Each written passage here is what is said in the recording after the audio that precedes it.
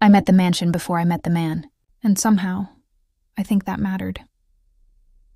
The gate was taller than any school door I had ever opened, cold metal coiled in intricate curves, the kind that exists only to remind people where they don't belong. My reflection stared back from the polished surface. Ink-stained fingers, a blazer that had seen too many classrooms, and a face trying too hard to look confident. I pressed the intercom and cleared my throat. "This is Ms. Lane, the tutor." For a long, unkind minute, the speaker stayed silent. I wondered if I'd made a mistake, or if this was one of those houses that decided for itself who could enter. I was about to repeat my name when the voice came. Clipped.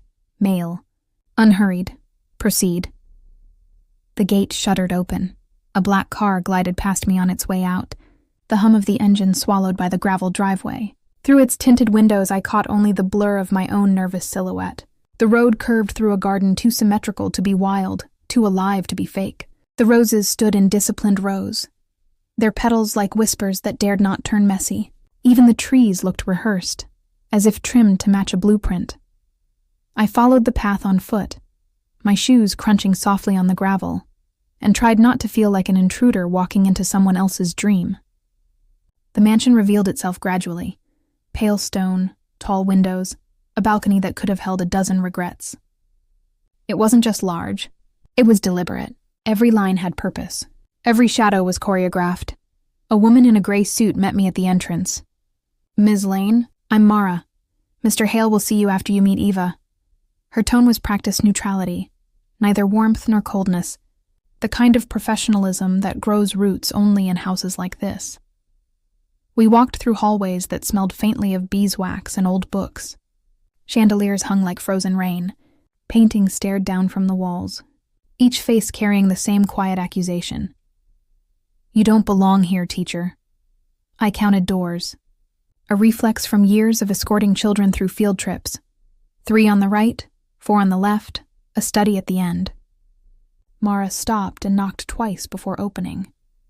The room was filled with the stillness of a museum, and in the middle of it sat a small girl on the floor, her knees tucked to her chest, a book closed in her lap. Her hair was long and dark, falling like curtains around her face. The sunlight through the window found her shoulders and decided to stay there. Mara's voice softened slightly. "Eva, this is Ms. Lane." The girl didn't look up. She ran a thumb along the edge of the book, over and over, like a ritual that kept the world from tilting. I lowered myself to the floor, careful not to startle her. "Hi, Eva. May I sit with you?" There was a pause, a small moment where I thought she wouldn't answer. Then a nod, barely there, but enough. I smiled and sat cross-legged beside her. "That's a beautiful window. It looks like it catches every bit of the afternoon." Another nod. "What are you reading?" She turned the cover toward me without a word. It was a field guide to birds, pages smudged and folded in ways that said it had been read more than once. "I love that," I said honestly. "Birds are brave, they just trust the air." That earned me something close to a smile. Faint, like the memory of one, Mara excused herself quietly, and the door closed behind us. We sat together in the stillness, the kind that can only exist between two strangers trying to listen without words. I told her how I used to watch wrens near my old apartment window. "They're tiny," I said, "but they sing like they own the sky." Her eyes lifted. Just for a second, and I saw it. That fragile, uncertain spark of curiosity that teachers live for. "I'll come every weekday after school," I told her, keeping my tone light. "We'll work on reading and math, and if you'd like, maybe we can spend time outside. I saw your greenhouse on the way in. It looks like a secret waiting to be found." She tilted her head, studying me, as if trying to decide whether I was real. Then finally a whisper. "Okay." It was the first word she'd offered me, and it felt like a gift. The man arrived an hour later.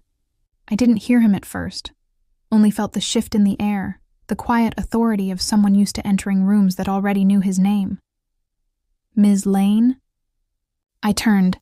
He was taller than I expected, his presence almost architectural, something designed to draw the eye. Adrian Hale. I had seen his name in magazines. always followed by words like empire and fortune. He wore that silence of power, the kind that fills space instead of breaking it. Yes, I said, standing. He extended his hand. I shook it.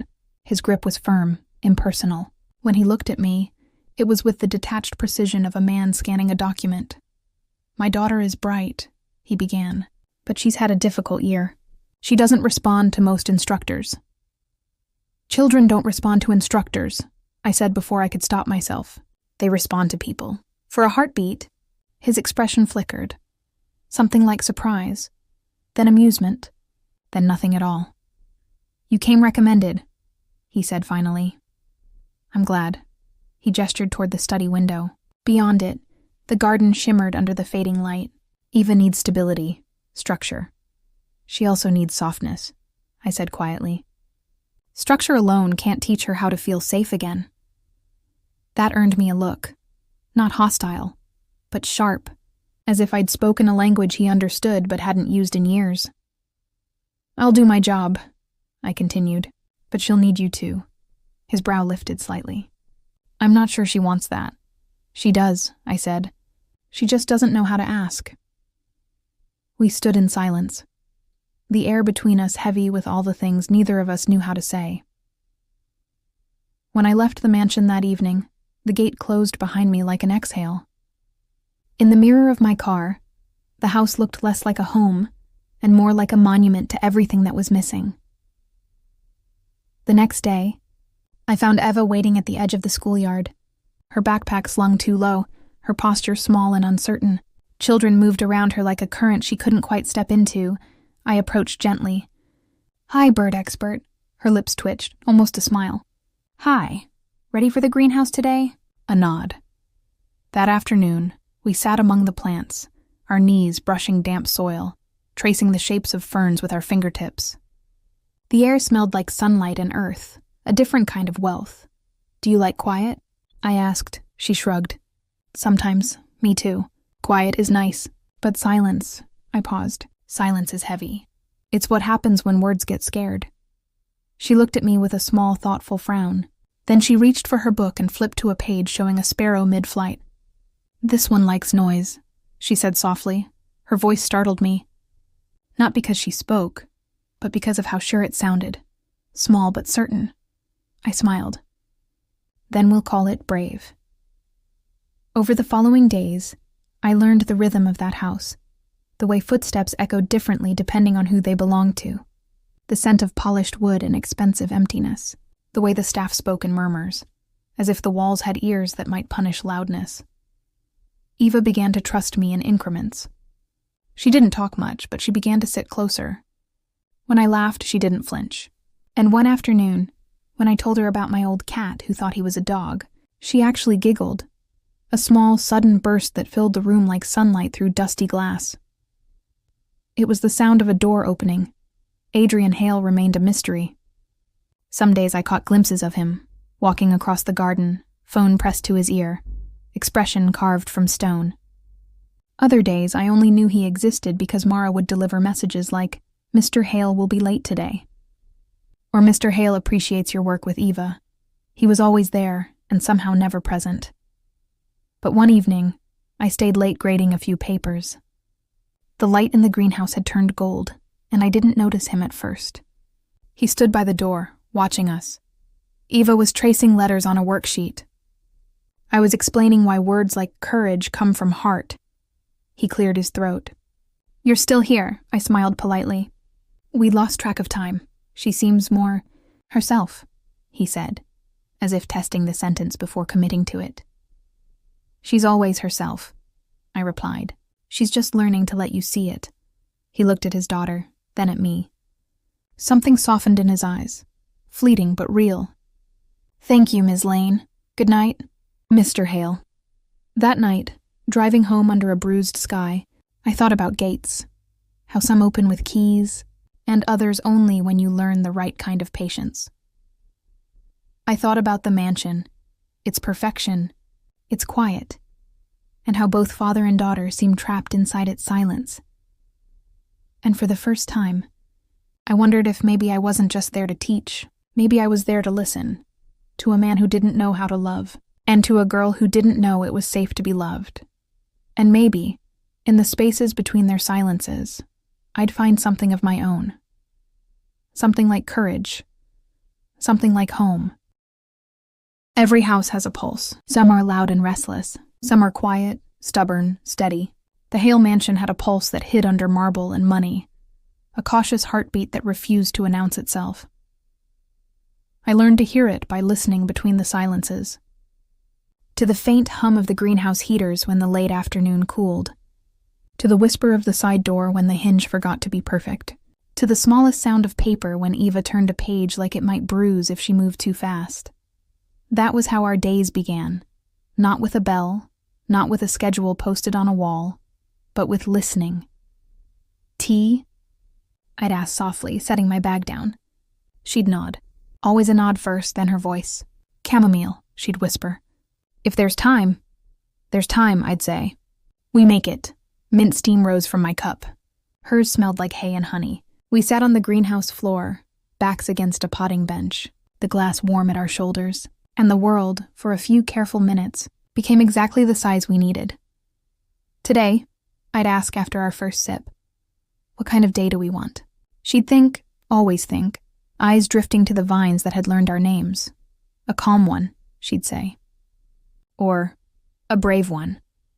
Once, and she surprised herself, "A talking one." "Talking it is," I whispered. "We'll go slow." We always went slow. She had a way of writing like a bird landing, tentative, delicate, ready to flee. If a letter looked wrong, she would lift the pencil and hover, as if the page might forgive her if she didn't press too hard. "Try again," I'd murmur. "The page is patient." "People aren't," she once said. I breathed in. "Some are. I am." Her eyes flicked up to test the truth of that.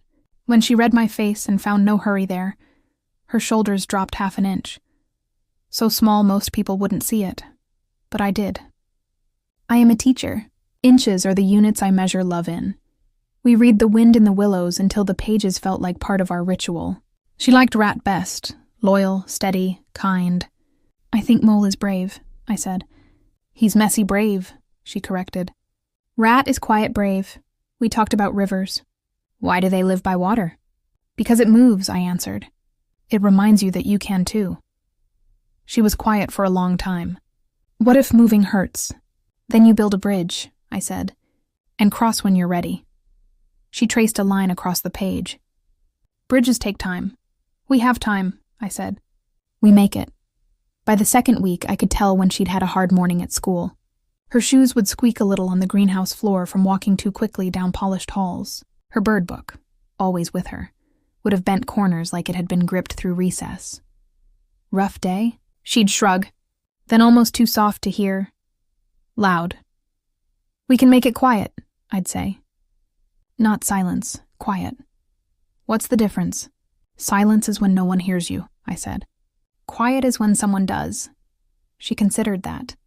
"Then let's do quiet." We did. 10 breaths, thumbs pressed to the table edge. The world obeying. I learned the house's people as carefully as I learned its rooms. Mara, the housekeeper, moved like a metronome.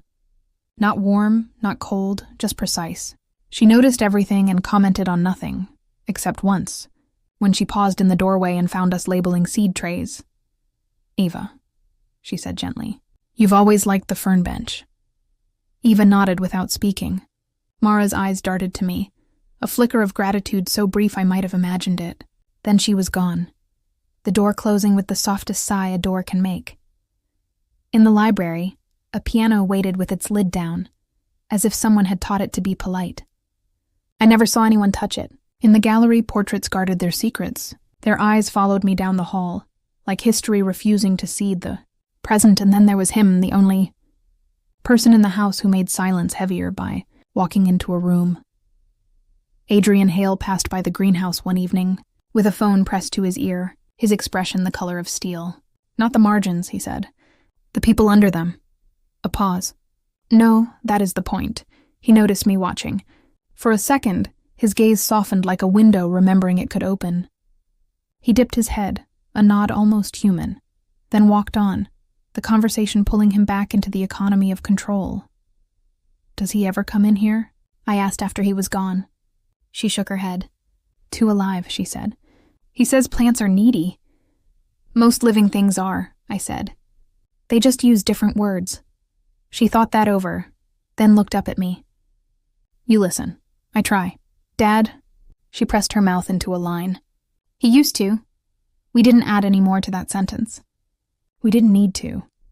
I left notes for him the way you leave breadcrumbs. Not demands, invitations, 10 minutes tonight. Let her choose the book. No correcting. Just listen. The next day, the note was gone. For 3 hours, I allowed myself to believe. Then I found it folded into an exact square in the wastebasket. Not crumpled, not torn, neat. Discarded with care. Another note. 10 minutes in the grass. Phones face down. Name 3 clouds. That one vanished too. I told myself to stop. Then wrote one more. Stubborn as ivy. Say goodnight with the light on. Then turn it off together. I didn't find that one. I didn't find evidence either. Maybe he's learning in secret, I told myself. But even a teacher's hope has a spine that can break. The school called on a Wednesday, the tone a careful mixture of concern and please don't be angry with us. There was an incident at lunch, the principal said. Words were exchanged. Juice was thrown. By who? I asked. Eva, she said gently, and a classmate. In the office, Eva sat very straight, hands in her lap, a posture that screamed, I will not cry here. Her bird book lay on the chair beside her, a talisman with smudged pages. What happened? I asked, soft as chamomile. A boy said. She swallowed. He said my dad buys islands, and people, and that I'm one of the things he bought. Her eyes didn't shine. They burned. The dry kind of burn that leaves ash. Do you think that? I asked. Her voice came out paper thin. I don't know what I think. I hate that truth. The kind children say when adults have failed to give them something steady to stand on. I took her hand. You are not something to buy, I said. You're someone to know. She looked at me like I had said a magic word. Then she looked at the door, and the spell broke. I waited for him in the foyer that night. Rain had written its initials on the steps. The chandelier kept the storm at a polite distance. I stood where I could not be missed. He arrived late, the door opening like reluctant theater. Ms. Lane, he said, surprised. You're still here. I am, I said. We need to talk. We did not sit. I told him what the boy had said. He asked for names. I refused. I'm not here to file charges, I said. I'm here to fix what they broke. He stood very still. I provide. She doesn't need a provider, I said, not raising my voice. She needs a father. The word hung in the air like a bell no one had rung in a long time. He exhaled through his nose, a controlled surrender. What do you want me to do? Tuesday, 7 p.m. greenhouse, 10 minutes. No calls, name clouds. He blinked. Clouds? She'll understand. He studied my face as if to find the trap. When he didn't, he nodded. Tuesday. I didn't think he'd come. Men like him learn to outrun their promises. But at 7, his reflection appeared on the greenhouse glass like a cautious confession. He stood in the doorway, sleeves rolled with the awkwardness of someone who rarely exposes wrists. He carried a book, Eva's book. She looked at it, then at him, as if trying to match 2 pieces from different puzzles. Good evening, he said, quiet enough to be almost tender. I hear we have clouds to name. And reading, she added, nearly smiling. Then both. He sat on the floor, the movement less elegant than everything else he did. He cleared his throat and began to read. At first, every sentence sounded like a report. Edges, numbers, control. But then Eva's finger slid along the lines, and she whispered a correction when he skipped a word. He laughed, startled by the sound of himself. She laughed back, like rain accepting the roof. When the story ended, she pointed up. Now clouds. He glanced at the glass. There aren't any. Make them up, she said. He considered the ceiling as if it were a boardroom chart he might finally enjoy. That one is a ship. What kind? A lost one. Who's on it? He looked at her very carefully. A captain who forgot how to sail, he said, and a small bird teaching him the wind. She leaned against his sleeve, a weight so light it might have been imaginary if not for the way his breath changed. He didn't move away. I turned to the seed trays and pretended to check the labels. Some scenes are not meant to be watched. They are meant to be kept. After that, the house learned a new rhythm. It wasn't dramatic. No orchestra swelled. No portraits smiled. But doors seemed to open easier. Light stayed on later. The greenhouse smelled sweeter at dusk. Eva hummed more often, a melody that landed somewhere between courage and relief.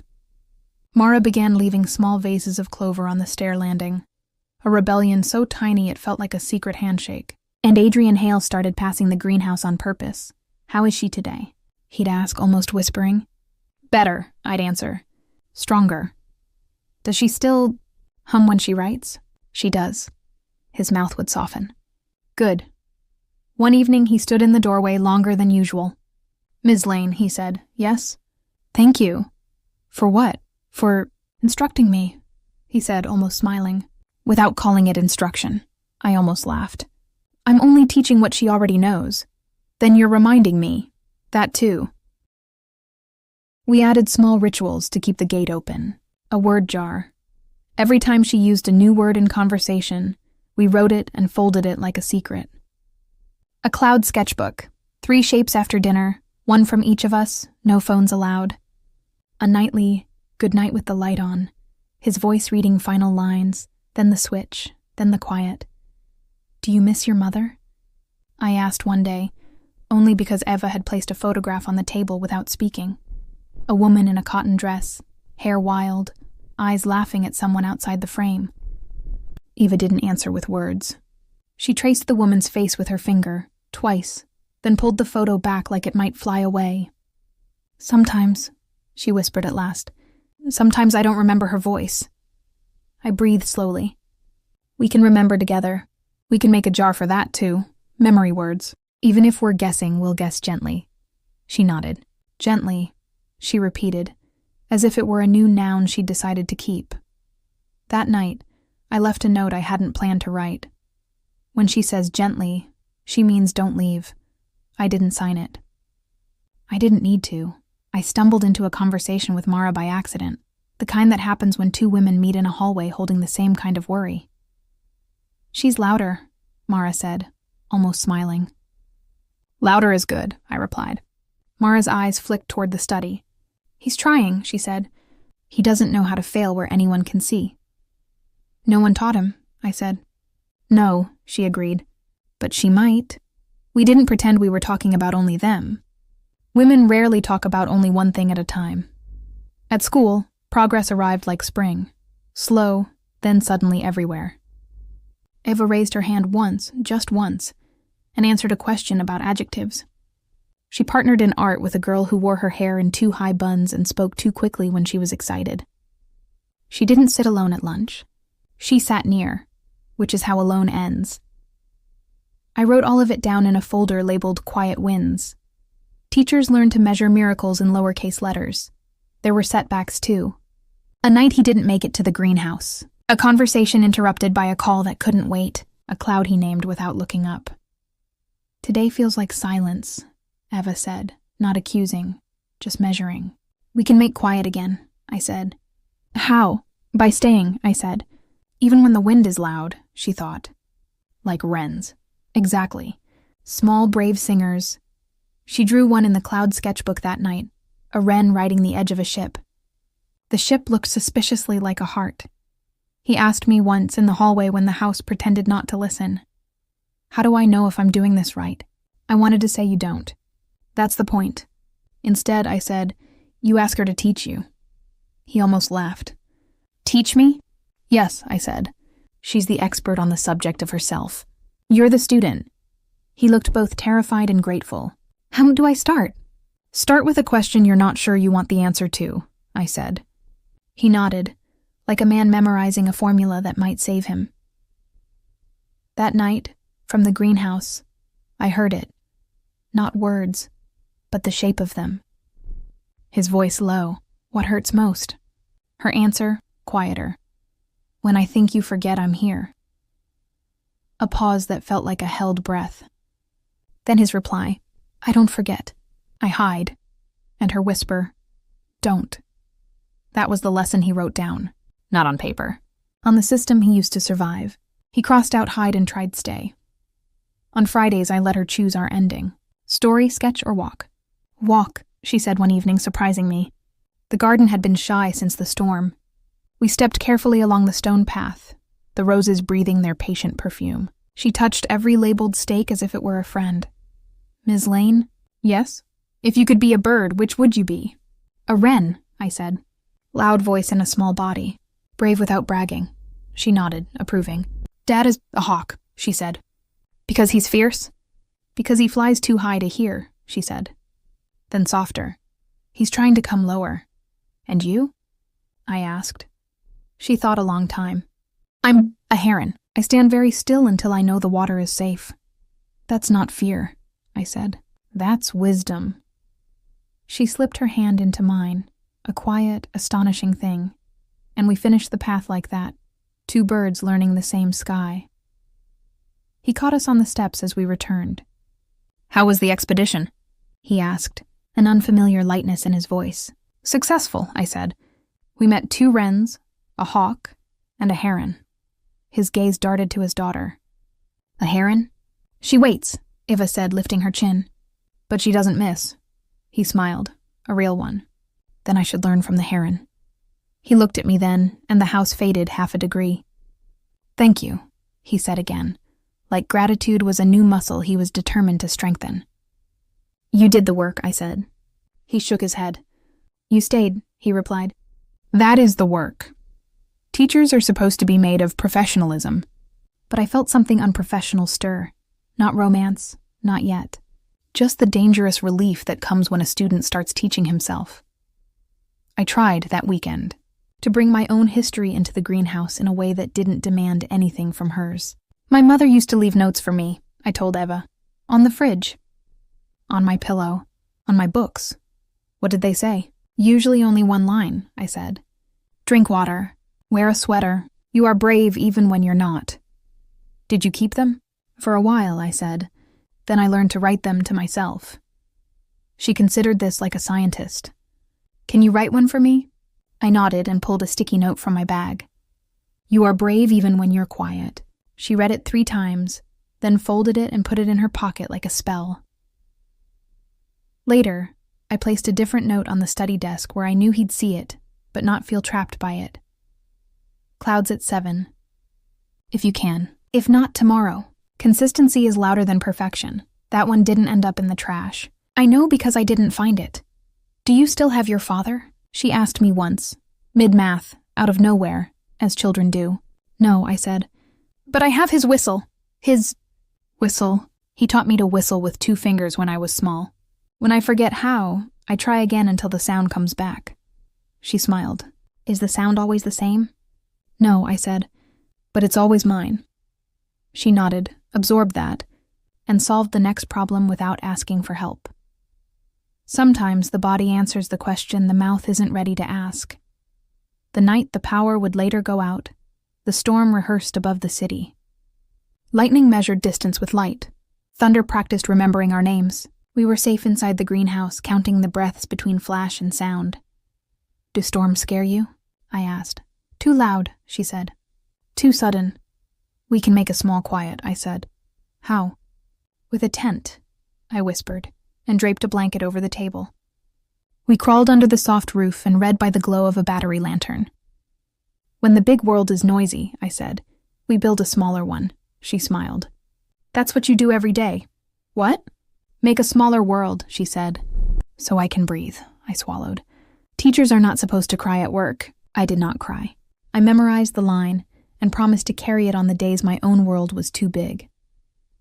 He started arriving early enough to witness beginnings, not just endings. Should I sit? He'd ask. If you can, I'd say. Sometimes he could. Sometimes he couldn't. But the question itself became a bridge. One evening he said, I don't remember how to read voices. Then she'll teach you, I said. He looked at Eva. Will you? She nodded. Pause here, she said, tapping the page. Laugh there. He obeyed, messy and human. When he got it wrong, she corrected him like a teacher does, not to punish, but to invite better.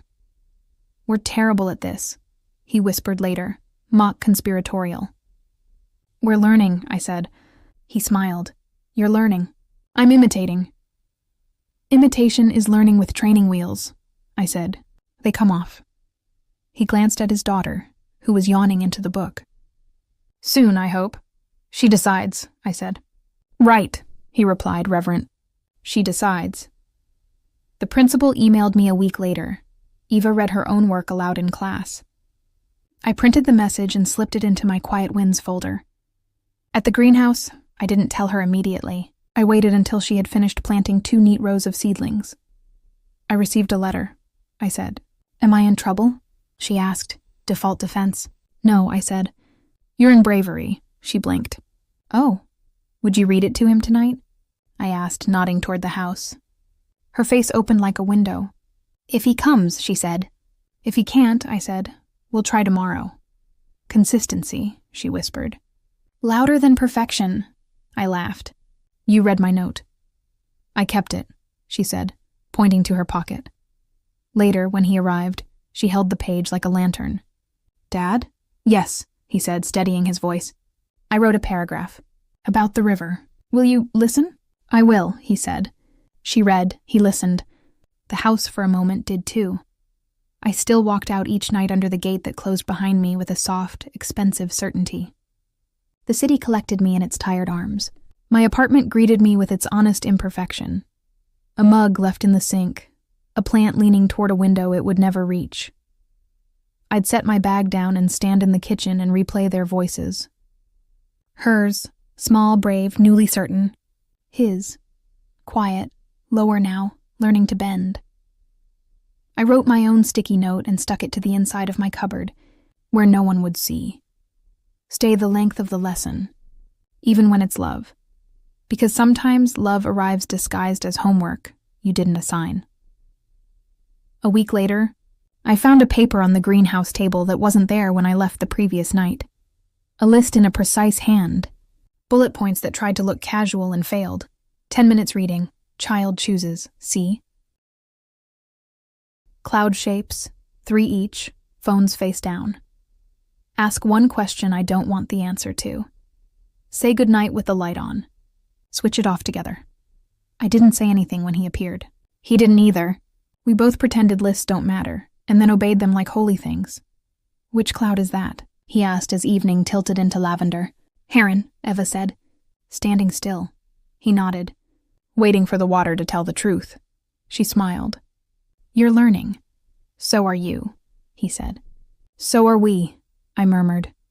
But only the greenhouse heard. On the last afternoon before the storm that would take the power, we practiced endings. Stories end, I told her, but the characters keep going. We just stop watching. Do we come back? She asked. Sometimes, I said, if we learned how to return. She pressed her palm to the glass, eyes on the garden. I want to come back, she said. You will, I whispered. You already are. We closed the book. We packed the pencils. We left the greenhouse lantern on the shelf just in case. We didn't know we'd need it the next day when the mansion forgot how to shine and remembered how to glow. That would be another lesson. For her, for him, for me. But tonight, the lesson was simpler. Stay. Listen.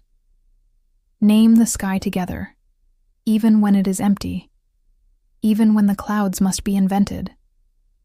And if the ship you imagine looks like a heart, let it. Not all vessels carry cargo. Some carry returns. It began with the windows learning a new language. All afternoon, the wind practiced its consonants against the glass, a low rolling R that made the panes tremble like they were trying not to answer back. By the time the sky turned the color of a healing bruise, I could feel the pressure in my teeth. Storms have a way of arriving first inside the body, and only then in the world. Eva was copying a passage from The Wind in the Willows. She wrote, "There is nothing, absolutely nothing, half so much worth doing as simply messing about in boats." Then she paused, pencil hovering. "Ms. Lane?" she asked, not looking up. "Yes, love. What happens if the river stops?" Her voice was small, but it didn't hide. Rivers don't stop. I smiled, glancing at the darkening sky. They freeze, or they wait, but they don't stop. She nodded as though I'd confirmed a scientific law. We can wait then. For what? For the house to remember how to breathe when it's loud. Before I could answer, thunder unrolled itself somewhere not far enough away. The greenhouse glass shivered. The vines leaned into the sound like listeners in a crowded theater. I checked the clock. The staff had left early, just in case, the euphemism people use when they mean, I don't want to be here if the world forgets its manners.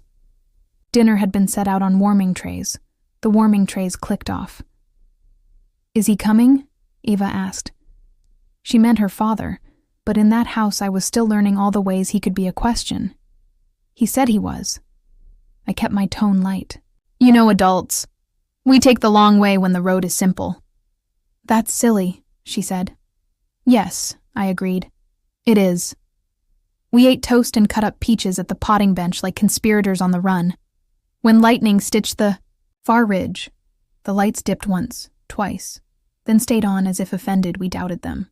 I don't like when light pretends, she whispered. Me neither. Honest dark is kinder. Her mouth twitched toward a smile. You say strange things. Teachers are paid in strange things, I said. It's in the contract. Another roll of thunder. Another seam of light. And then, with the decisiveness of a curtain, the mansion exhaled and the power went out. Silence arrived with it. Not the soft quiet we practiced, but the kind that makes people look for their own outlines. I heard her breath quicken. Mine did too. I'm here, I said, reaching for her hand.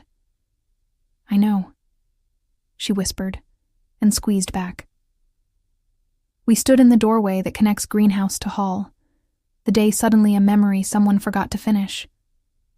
Somewhere, a door closed too hard. Somewhere, a clock that had ticked since before Eva was born remembered nothing but itself. Candles, I said. There are always candles in houses that hate failure. She laughed. It surprised both of us. We felt our way along the corridor, wall, finding the table under the gilt mirror where I'd seen a drawer full of everything that might one day be needed. Matches. Short emergency candles wrapped in crinkled paper. A small brass lighter with a crest that meant, we don't buy our own smoke. I'll do it, she said.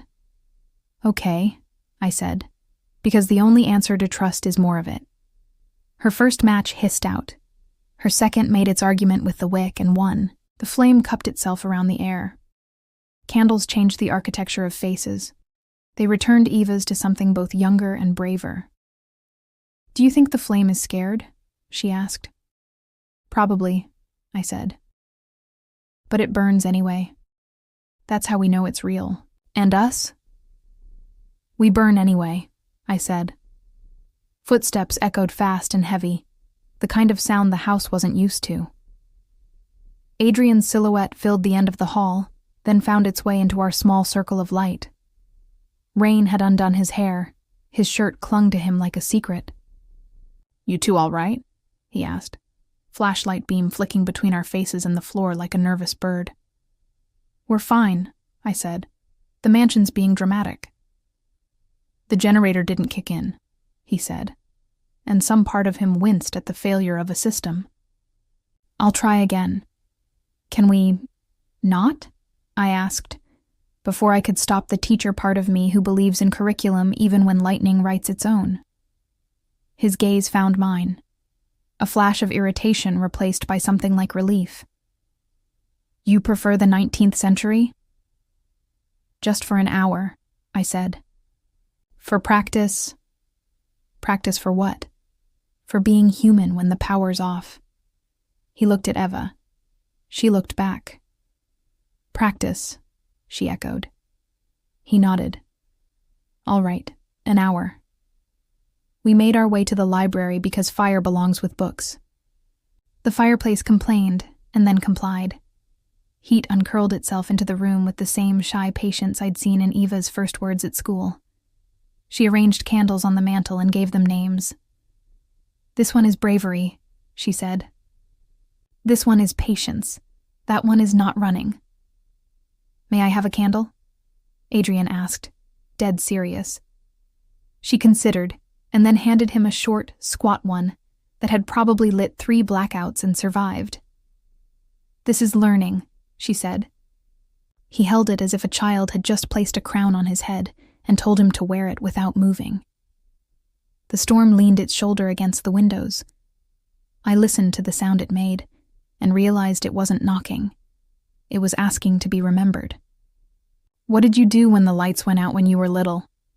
Eva asked, stretching out on the rug like a cat accustomed to being no one's subject. Adrian settled near her, not yet comfortable, but choosing to be seen. "We didn't have many to lose," he said. "But my mother told stories. You've heard this one." "Say it again," she murmured. "It sounds better now." He cleared his throat. "We were poor. She made it sound like an adventure. We pretended the dark was a tent and the city was a forest, and we were explorers who didn't need electricity because we had a map memorized in our bones." "Did you?" she asked. "Have a map?" He smiled, embarrassed. "No, but she did. She always did." "What did you pretend?" I asked, because if you don't ask the second question, you never meet the first person. He looked at the fire. "That I wasn't afraid." Eva turned on her side, facing him. "But you were." "Yes," he said. "But then I grew up and learned to be busy instead." "That's not the opposite of afraid," she said. He looked at her the way a man looks at a door he's never tried and suddenly wants to open. "What is?" "Together," she said simply. "That's the opposite." He nodded like a student deciding to trust the answer. The wind raised its volume and the house answered by creaking the way old houses do, which is to say with opinion.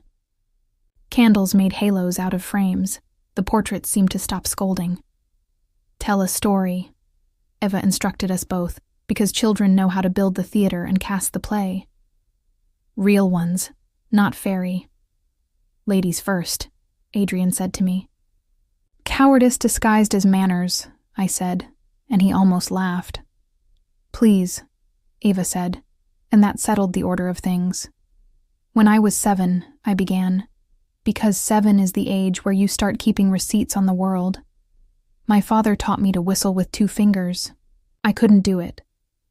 I thought I'd never learn. One night there was a storm. The power went out. We sat on the kitchen floor with a flashlight on the ceiling making a fake moon. He said, 'Try again. The air will remember what you want.' I tried. A horrible squeak came out and made us both laugh so hard the flashlight fell over and we were moonless. He said, 'There. First sound. Now you know it exists.'" "Do you still whistle?" Eva asked. "When I'm scared," I said.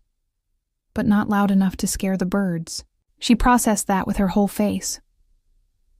"What does fear sound like?" "Depends who's talking," I said. "In adults, schedules, in kids, silence." "Is that why you like quiet better than silence?" she whispered. "Yes." I glanced at Adrian. "It's also why we named those candles Not Running and Learning." He touched the side of the squat candle like a vow. "My turn?" he asked Eva. She nodded, pulling the blanket up to her chin. "When I was 10, he said, I disobeyed my father at the beach. The water looked like courage. I went in when he said no. A wave taught me what mouths are for besides talking. When he pulled me out, I waited for the lecture. He didn't give one. He made a fire. He said, 'Courage isn't refusing fear. It's listening to it until it says something useful.' I hated that sentence. Now I think about it when the boardroom looks like the ocean. 'What does fear say now?' she asked. He looked at his hands. 'Don't lose her too.' The room tilted, not physically, emotionally. I felt it in my ribs. Then don't, Eva said simply. Children are the original consultants. They invoice in truth. He nodded. I'm trying. You can ask for help, she said. I am, he answered, and his eyes flicked to me with a private gratitude that made the fire feel like a witness. A new thunder cracked too near, and every muscle in Eva's body answered. Before mine could, his hand had covered hers. Large, warm, unsure, and exactly right. It's just the sky, he said, his voice the kind teachers use when they don't want the room to breathe panic. It's loud because it's far. Far things can still be loud, she said. Yes, he agreed.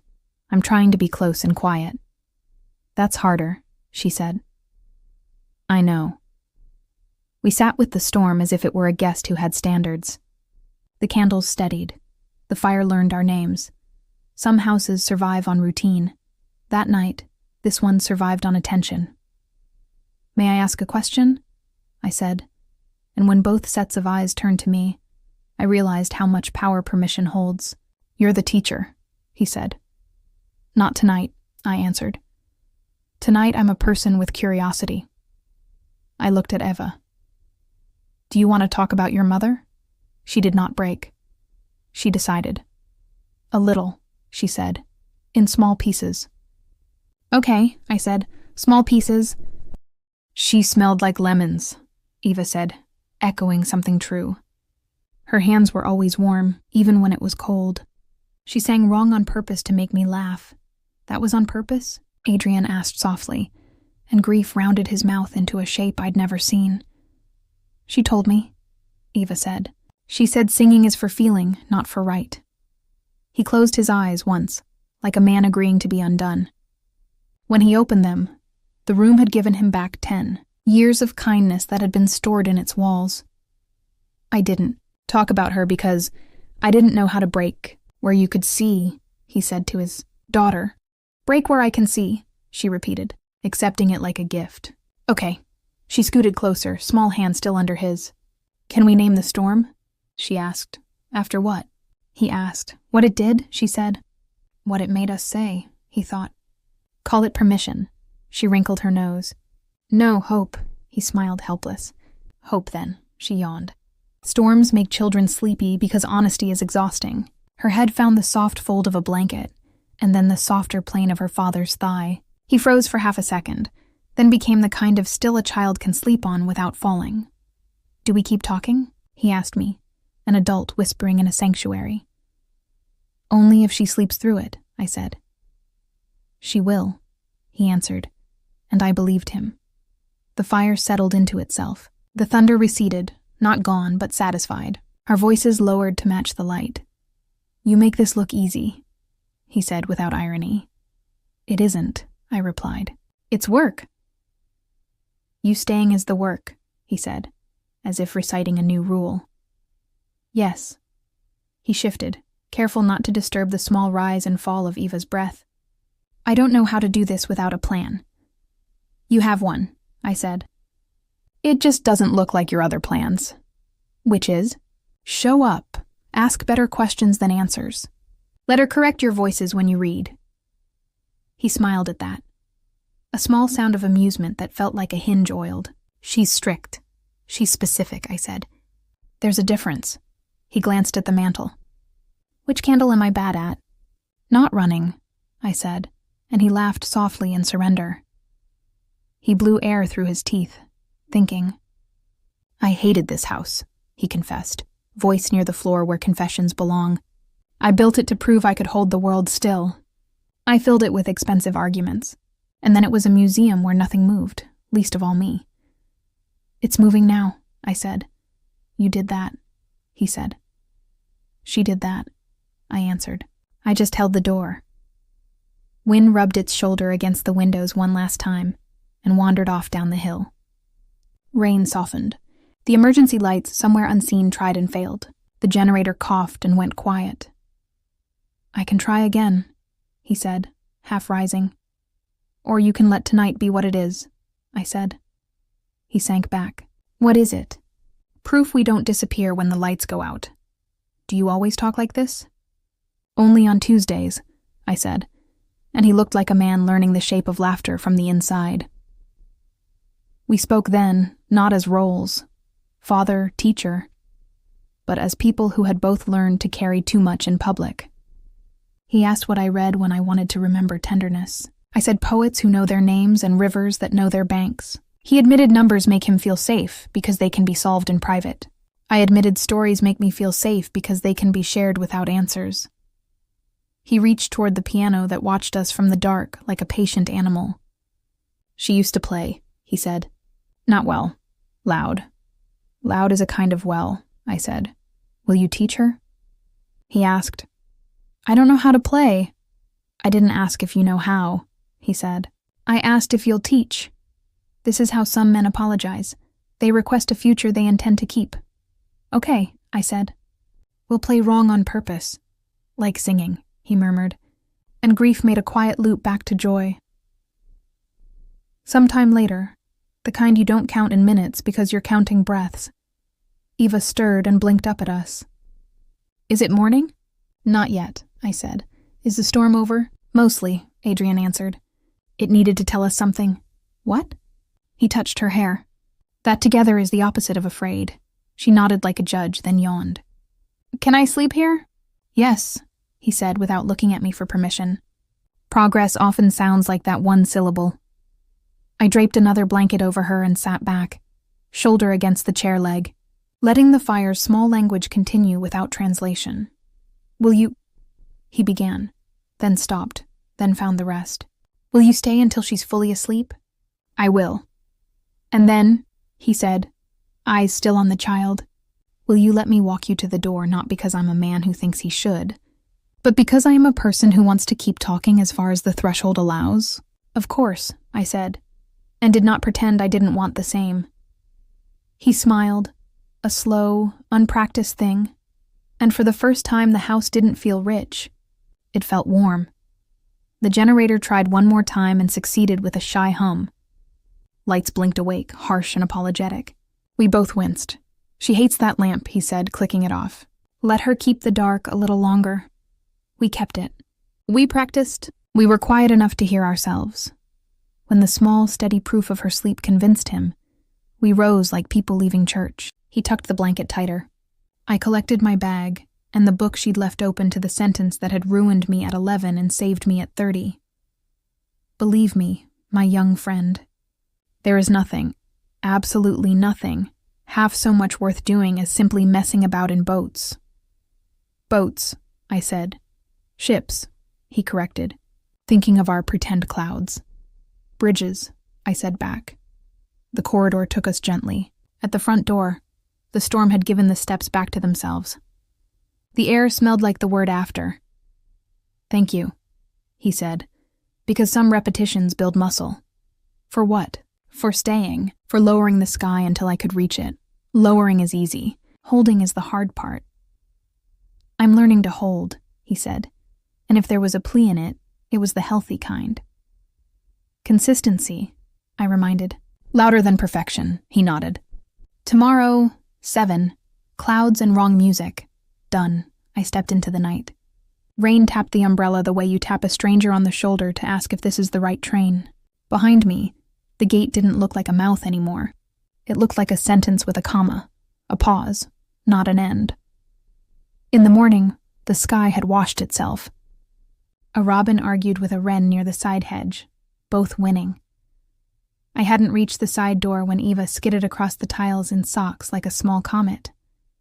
You missed pancakes, she announced. Dad made them almost perfect. Almost perfect is my favorite flavor, I said. He burned 2, and we ate those first, she reported, proud. We called them learning and not running, I laughed. And bravery? That one was the one he flipped too high and had to catch.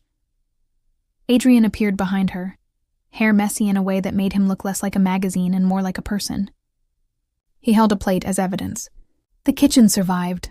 Barely, Mara called from somewhere, her voice wearing its first joke since I'd met her. We're instituting candle night, he said, as if he were reporting a policy change to a board that would approve because it had already happened. Once a week. On purpose. Even if the power loves us, Eva bounced. We decided we like the house better when it glows. So do I said. We walked toward the greenhouse together, a configuration the house wasn't used to. 3 shadows not pretending not to be family. On the way, he slowed so that she could hold both our hands without choosing. She did. It was not a triangle. It was a bridge. At the threshold, she looked up at me. Can we practice not being afraid again tonight? We can, I said. But tonight we'll call it something else. What? Being together, I said. That's the opposite anyway. She nodded like a scientist, satisfied her theorem had held across tests. Inside, the greenhouse smelled like rain and promises kept. The lantern we'd used the night before sat exactly where we'd left it. Ordinary magic waiting for the next time the world forgot itself. We didn't need it. We lit it anyway. Why? Adrian asked, amused. Because sometimes we keep the lesson even when the problem is gone, I said. He considered that. Consistency, he added. Louder than perfection, Ava chimed. Pleased to have invented a family motto with stolen parts. We took our places, she on the rug with her pencil army, me at the bench with the day's pages, him in the doorway for a moment longer, as if measuring whether entering would change anything irrevocably. It would. That was the point, he stepped in. Ready? I asked. Ready, they said. Then, I smiled, letting the word hold everything the storm had rearranged. Let's begin where the lights left off. And we did. With stories, with questions that didn't want answers so much as company, with cloud ships and bird names and the wrong notes, we would learn to play loudly on purpose. The storm had taught us that darkness is not the enemy of love. Indifference is, and we were, all 3 of us, out of practice at indifference. So we practiced its opposite, together. I used to think endings arrived like bells, a clear sound, a known hour, a door you can point to and say, there. That's where it closed. But endings, I've learned, arrive like breath, quietly, on purpose, made of all the earlier breaths you practiced when no one was watching. After the night the lights went out, the house didn't return to normal. It returned to itself, which is different. Candle night became a proper noun. Mara kept a drawer just for matches, and a ridiculous variety of handmade tapers that smelled like honey and pine, and a memory Eva swore was lemon. For Mom, she'd say, lighting one carefully, tipping her head as if hearing a distant note become audible again. Adrian started leaving his phone face down at 7 without being reminded. Sometimes he placed it in a bowl by the door, like an offering to a small benevolent god named Enough. He missed nights because men with old habits do, but the misses stopped feeling like proofs and started feeling like accidents you apologize for and correct. He apologized, then corrected. Consistency, he'd say, and Eva would answer, louder than perfection. And all the sentences that used to live in separate rooms started eating dinner at the same table. We kept the cloud sketchbook and invented a new one, the Wrong Notes Journal. Every time a piano key refused to behave, we drew the key and labeled the refusal. This one cries, Eva would write, arrow pointing to a wavering G. This one pretends to be brave, I'd add, circling a flat A.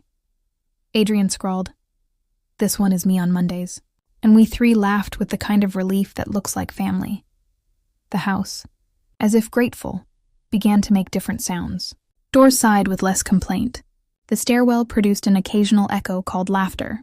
Somewhere a pipe stopped insisting on its own opinion, and the roses learned to be less perfect. The school showcase came at the edge of spring.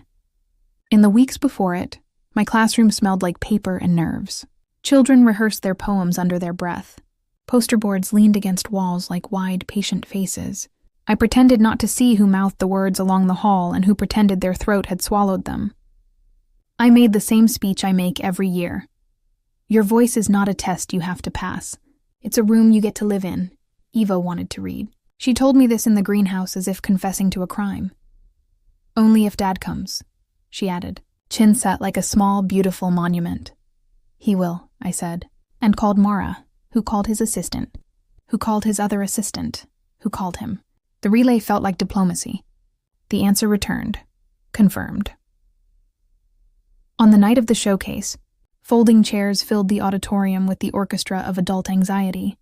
Program papers rustling, a throat cleared too often, someone whispering directions to no one who needed them. The stage smelled like tape and sawdust and destiny. Adrian sat in the third row, center aisle, alone. His tie looked like it had been removed by a human, not a mirror. He clapped for other people's children. Not too loudly, not loudly. He laughed in the correct places, and in a few wrong ones, which is how you know a person is paying attention to the room and not the program. When it was Eva's turn, the lights felt much too bright for the size of her shoulders. She walked to the microphone, breathing like the ocean has been breathing long before we figured out what to call it. I watched her small hands find the paper. I watched her eyes find him. He didn't blink. And neither did she. "My poem is called What We Name When We Pretend There Are Clouds," she said, voice clear enough to make old teachers stop grading in their minds and start remembering why they chose this life. She read about ships that weren't ships, about storms that ended when people decided to become weather together, about birds who knew when to sing and when to build a nest, and when to make a door in a cage just big enough for a decision. She did not read about lemons. She didn't need to. When she finished, the room did the polite thing and clapped.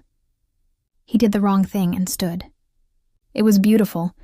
He sat quickly, embarrassed and grinning, and I forgave him for everything he'd done to survive before I came. Afterward, in the tangle of parents and plastic cups of something the cafeteria calls juice, Ava held the ribbon they'd given everyone like she had hard proof of oxygen.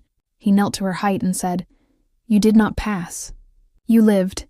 And she looked at me as if I'd taught him that line by whispering it into his suit jacket. "Candle night?" she asked him. "Every night we can," he said. "And tonight we can," I added, suddenly daring enough to make statements about a home that wasn't technically mine. "We can," he confirmed. And we all laughed because you cannot learn an adverb without falling in love with certainty. The trouble arrived as it always does, uninvited and dressed like urgency. A story broke. Business pages, hungry places, a photograph of a man at a school auditorium out of context beside numbers that wanted to be a headline. Hale's soft quarter. Hale seen at elementary school as deal wobbles. My least favorite, Tutor pivots the Titan with a blurry picture of me from behind, which is what gossip does to women, uses our backs to prove we must have wronged someone by facing the right direction at the right time. Mara intercepted the first car that tried to photograph the gate. She is small and made of tungsten. "No," she said. "No further," the driver laughed. Then left. Adrian canceled nothing. Not the cloud sketchbook. Not the wrong notes. Not the quiet questions at 7 that sometimes finished after 8. "Press is a weather pattern," he told me, steady. "It drains and it dries. We do not flood our house because it rains." "Do we need sandbags?" I asked. "We have them," he said, nodding toward Eva, who was humming and drawing a heron standing in a storm so calm it made the rain apologize. The board asked for time. Time is another word for prove you remember who you used to be. He meant to attend that meeting. He put on the right suit for it. He tied the tie the way men do when they're about to argue math on a table. But at 6:51, Eva's voice from the hallway. "7, she sang, showing her small wristwatch like a law. He looked at me. I looked at him. He took off the tie. 7, he said, and sat on the floor beside her without a single sentence about profits or projections. They named the evening sky. Very clear, no cloud to claim, and invented shapes anyway. She picked ladder. He picked harbor. I picked door. We agreed unanimously to keep all 3. His assistant called 3 times. He let it ring. Then he called back and said, "I will be late. Put the graphs in an email. Put my daughter's poem in your memory." When he did arrive at the meeting, he didn't apologize. "Here's the number you want," he said, and gave them one they hadn't asked for. The number of nights I decided to be a person, and still did business in the morning. He left with the vote he needed, but more importantly, with the thing he hadn't realized could be counted, the hours he refused to miss. Was that reckless? He asked me later. "No," I said. "That was courageous listening. Your father would be proud." He bristled at that, and something gently broke. "I wanted him to be proud when he was alive," he admitted. "Now I want my daughter to know I am." "And are you?" I asked. For once, he answered without checking the ceiling. Yes. It didn't sound like bragging. It sounded like a door unlocking from the inside. The next change arrived slow enough to call it kindness. He started asking different questions. Instead of, how was school? He asked, what made you feel big today? Instead of, did you finish your homework?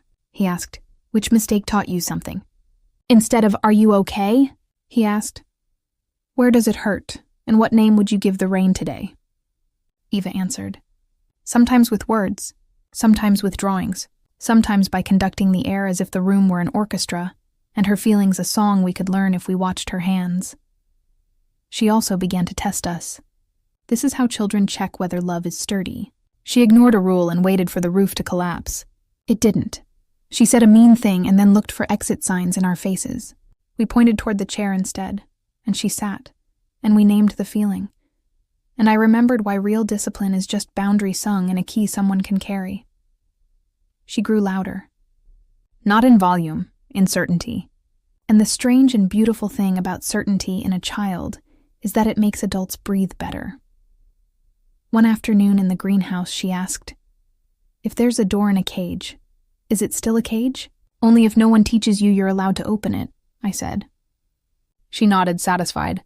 Then it's a nest. Yes, I said, with options.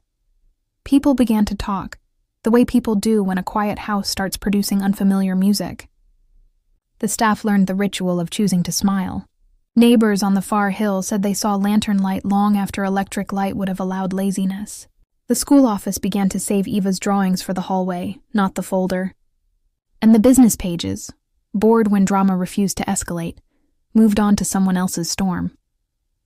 You survived your first cycle, I told him as we stacked plates after dinner on the back steps. Our first, he corrected. We do this 3 ways or not at all, 3 ways. I heard the sentence land and split into 2. The vow to his daughter, and an invitation that handwrote my name on a future I refused to label out loud. He noticed my pause. Too much?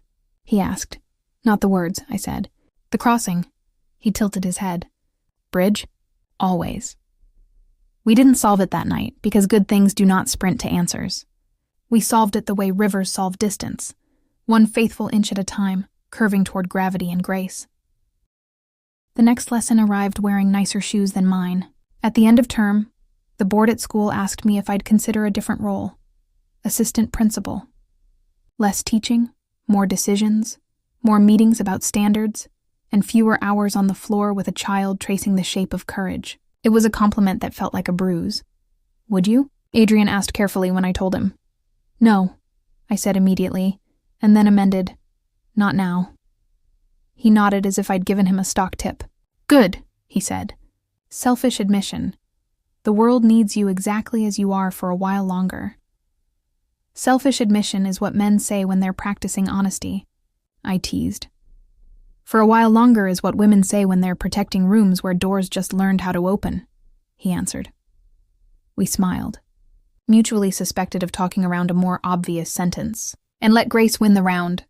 I stayed in my classroom. I stayed in the greenhouse. I stayed in my small apartment where plants lean toward a stingy window, and the kettle understands over time. I did not move in. He did not ask again. Boundaries can be love in a language most movies refuse to subtitle. When summer pushed its shoulder through spring and refused to apologize, we planned a small ceremony that wasn't a ceremony. Eva called it the practice of staying. She designed invitations with the seriousness of an engineer. One for me, one for her father, one for the greenhouse. We taped it to the door, and because she is who she is, one for the storm. We folded a paper boat for that guest and set it on the pond where the koi ignored it like geniuses who refuse deadlines. The steps were simple. Read the poem that saved you from silence. Name 3 clouds you can't see, and one you can 3. Play 3 wrong notes, loudly. Leave the lantern lit for whoever comes late. Make a rule you want to keep. She went first. She read her poem from the showcase without choking on the parts that used to insist on their own importance. She named bridge, harbor, ladder, and pointed to a strip of faint cirrus and said, proof. She attacked the piano with a joyful cruelty and laughed when it fought back. She left the lantern lit and said her rule. I get to ask for help without apologizing. He went second. He did not read a poem. He told a story he hadn't told in any room with a ceiling, about a time in his 20s when he thought money could fire grief, and then discovered grief does not respond to HR. He named return, patience door, and refused to pick the visible cloud because he wanted to believe in things he couldn't see. He pressed 3 keys on the piano like confessing matters and said, I hate that sound, and smiled because growth is ridiculous. He left the lantern lit and said his rule. I will fail where you can see me. My turn. My hands shook the way hands should when people you love have told the truth, and you are duty-bound to match it. I read a fragment from a poet who taught me the city is a body, and bodies are cities, and both deserve lights left in their windows. I named nest after home. I played 3 wrong notes and added a 4th because excess is a sacrament when fear is the altar. I left the lantern lit and said my rule. I will not disappear to stay likable. You're very likable, Eva said sternly. Like a judge. Thank you, Your Honor, I said. Bowing. Then my second rule, she added, because children know when adults have room for more love than they allow, is that you two do not get to be cowards. Harsh, he murmured, smiling. Correct, I said, blushing into my bones. We sealed the rules with lemonade and a bread that refused to rise because I misread the recipe and added laughter instead of patience. It tasted exactly like learning. The last test arrived without malice. A day in late summer when heat made rooms behave like animals, and a particular business thing demanded him in another city. The same afternoon, Eva's class toured the Natural History Museum. He promised both. Promises don't like arithmetic.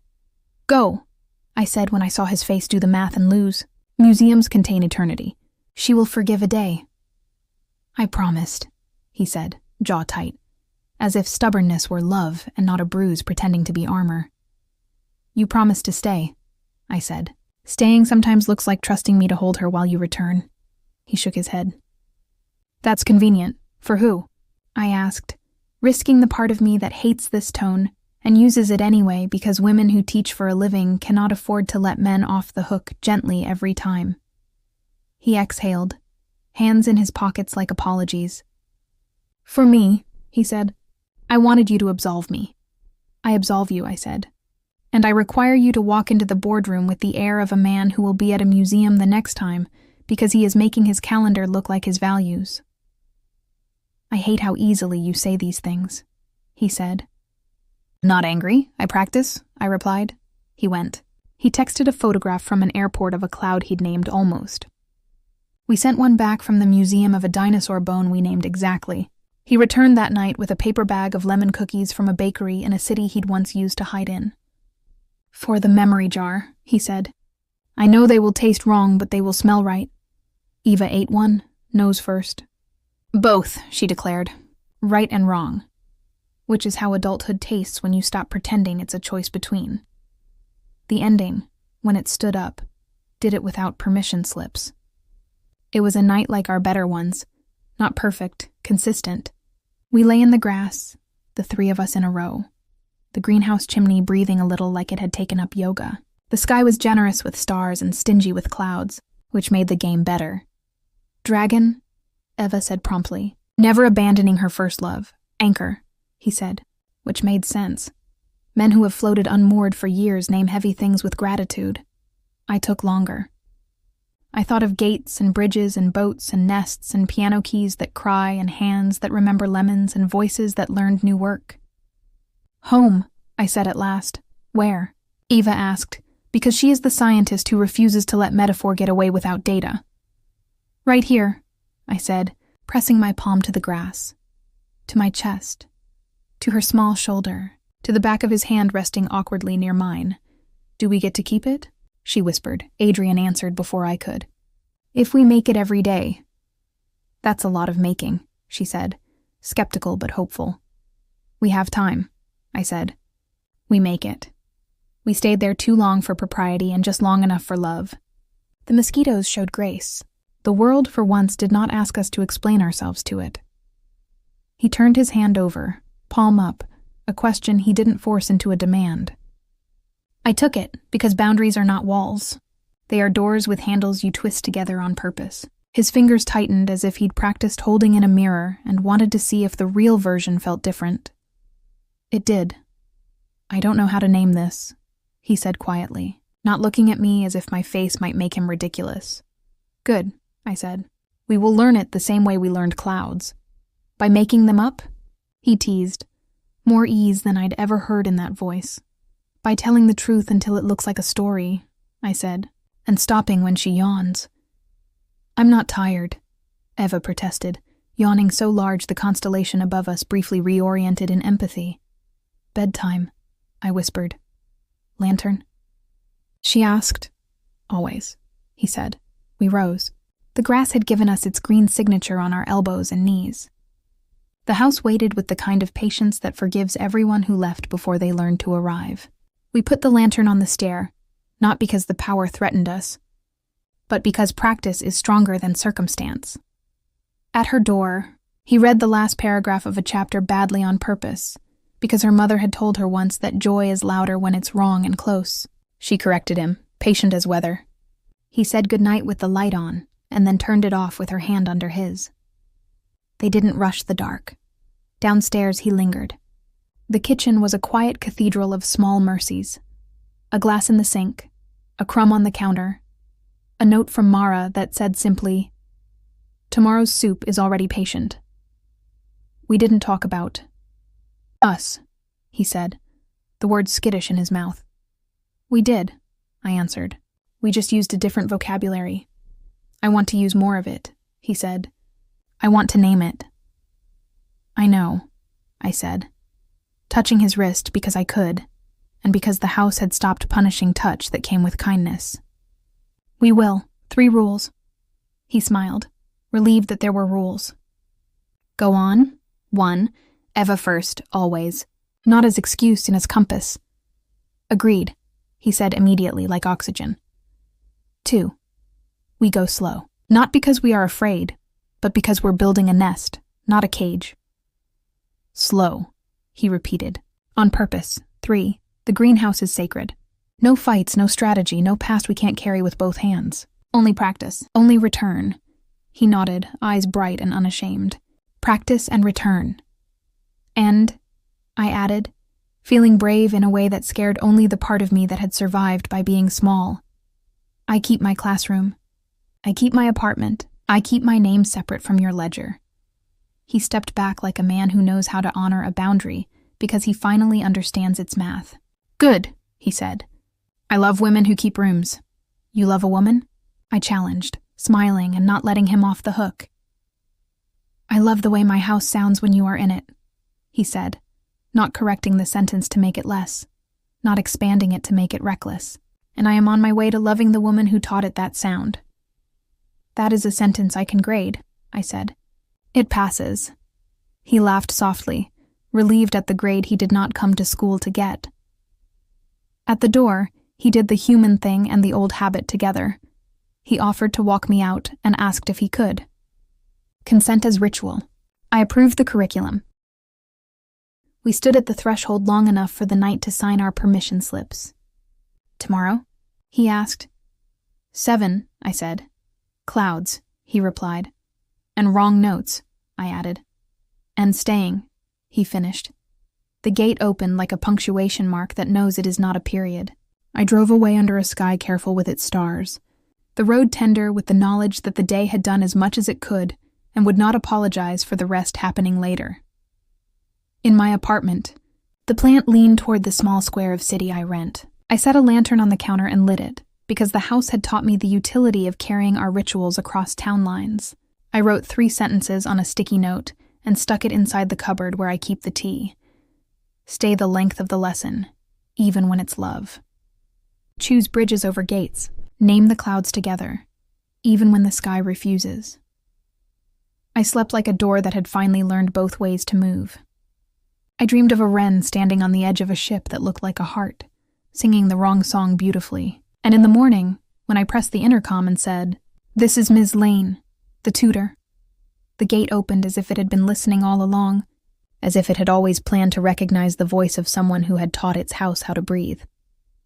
Inside, The greenhouse smelled like summer making promises it intended to keep. Ava was already there with 2 notebooks, a pencil behind her ear, the lantern from last night still warm. Adrian was late by 2 minutes and out of breath by 2 truths. "I'm sorry," he said, and "I'm here." We began again where we always will. At 7, with a page, with a child who was both student and teacher, with a man who remembered he could be more than his math, with me, hands ink-stained and heart scandalously unprofessional in its happiness. We drew a cloud that looked exactly like a bridge. We circled it 3 times. We gave it Eva's rule, and my rule, and his rule, and called the shape home. And when the lesson ended, nothing ended. It never does. It just learned the next breath,